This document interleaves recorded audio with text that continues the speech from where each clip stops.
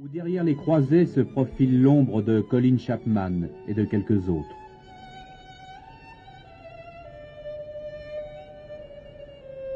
Lui, ce n'est pas un fantôme, c'est Gérard Ducarouge, 43 ans, directeur technique du Team Lotus depuis 2 ans. Il a mené à la victoire les Matra, les Ligier, il a relevé la tête à Alfa Romeo. Dans le milieu de la Formule 1, il est considéré comme un bon, l'un de ceux qui sait amener une équipe au top niveau. Voilà pour le palmarès.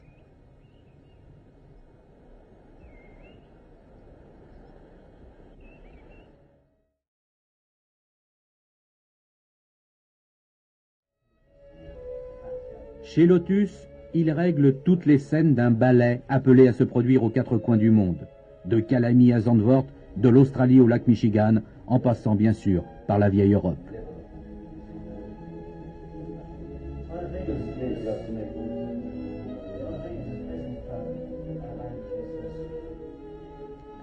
Un travail effectué dans le clair-obscur et dans l'ambiance feutrée de l'aristocratie britannique.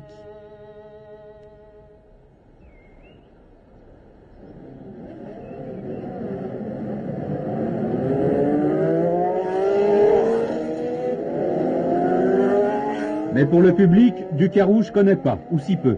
Pour le public, ne compte que les pilotes.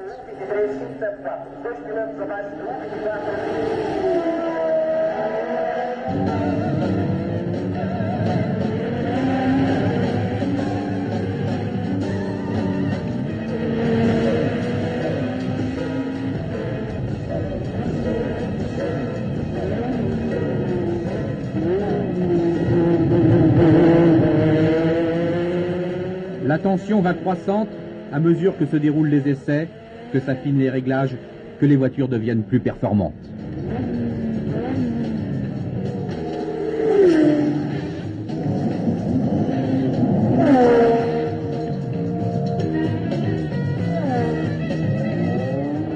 Meilleur temps pour l'instant, le jeune prodige Ayrton Senna rentre au stand.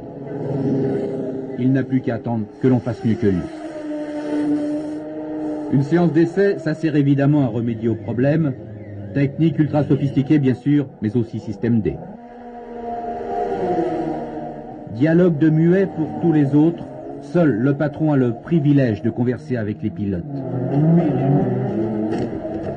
Dans le vacarme des moteurs, l'univers douillet entre les deux hommes s'est reconstitué, même si cela ne tient quelquefois qu'à un fil.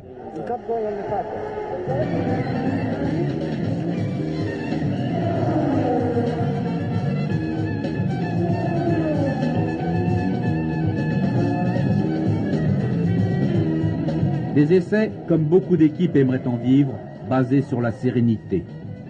Senna a placé la barre du meilleur chrono très haute. La course avant la course. Pour le réaliser, ce temps, il aura utilisé un moteur de calife, presque 1000 chevaux. Des pneus de calife, ultra tendres, prévus pour tenir 2 tours au maximum. Un pour les mettre en température et un pour la défonce et faire son temps. Action ô combien dangereuse. Dans le tour de qualification, il faut prendre tous les risques sur une piste où d'autres vont doucement, car eux, ils chauffent leurs pneus.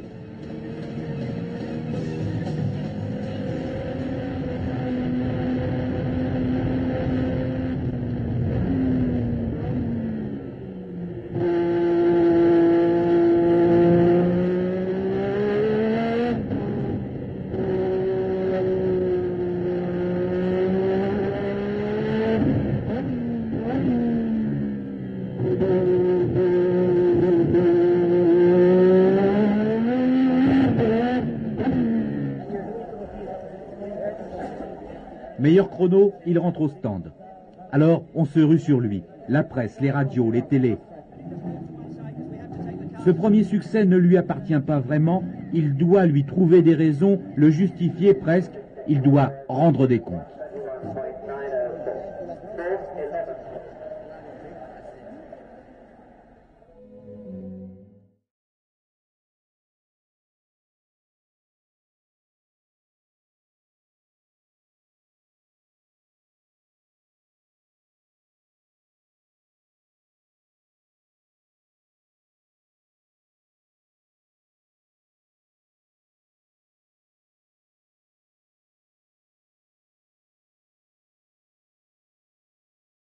Avant que Senna ne décroche la pole position, combien d'heures sur la planche?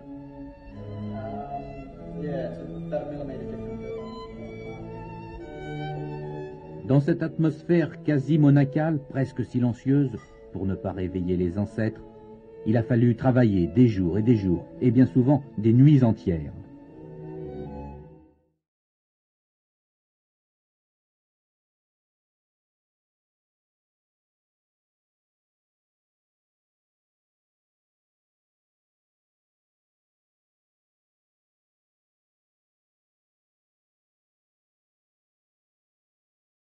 Puis, la fabriquer, lui implanter tous ses organes, gamberger, comprendre, innover, inventer et tâtonner le plus souvent.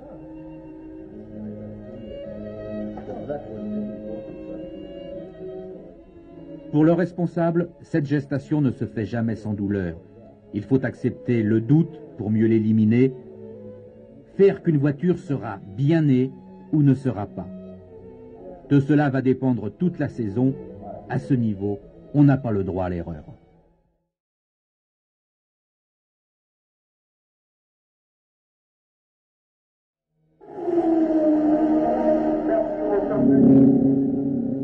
Senna, il est le premier à s'élancer sur une piste dégoulinante d'eau le jour de la course.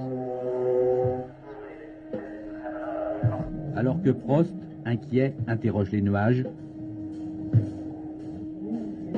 Lauda aussi. La pluie, il n'aime pas. Il s'apprête à vivre un suspense de 2 heures.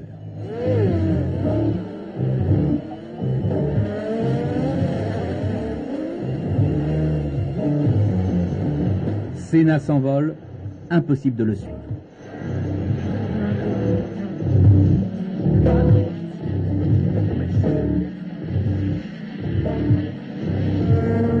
La Lotus file comme un surfeur sur la crête de la vague, maîtrisé dans ses écarts par les bras et le pied droit de son pilote.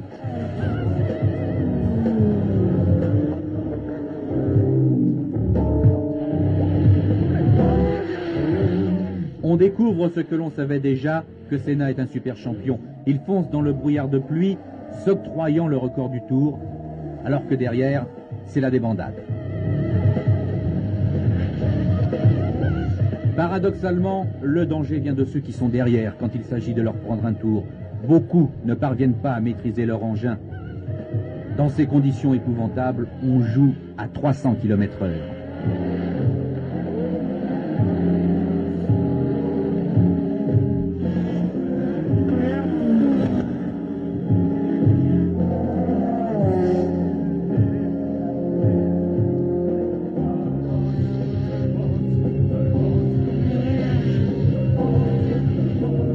Senna échappe à tous les turbins, un peu comme s'il était dans une autre course, et pourtant, il ne baisse pas de rythme.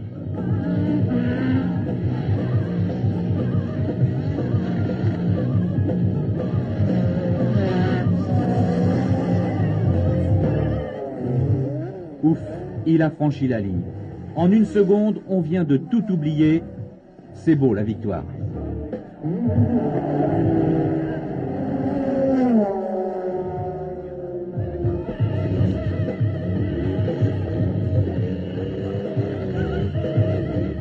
Ce jour-là, à Estoril, une nouvelle idole est née, Ayrton Senna.